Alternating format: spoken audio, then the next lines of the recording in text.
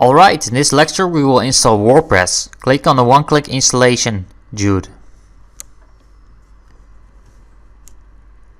Okay, now I want you to select your primary domain, your domain.com or .org or whatever you have. So I'm gonna select my subdomain because it doesn't matter for the course, and I'm gonna keep this directory empty, and I want to hit the next button. And now I'm gonna enter here my blog title.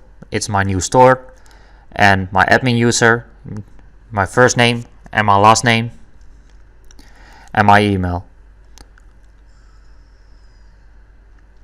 And I'm gonna hit the install button,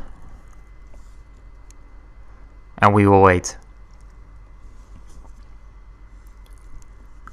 Okay, I'm still with you. WordPress is installing right now. We will wait.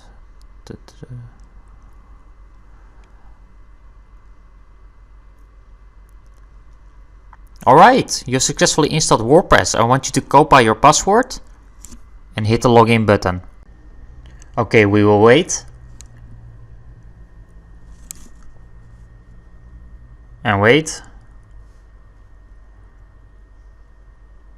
Okay, now we're gonna log into our dashboard. Enter here your username and enter here your password.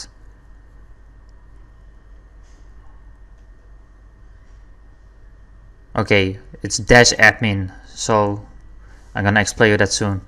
So don't worry. Okay, you've successfully logged into your WordPress dashboard. So we are now in our dashboard, and I'm gonna show you the site right now. It looks pretty empty and pretty not cool. So we're gonna change a lot of things on this site.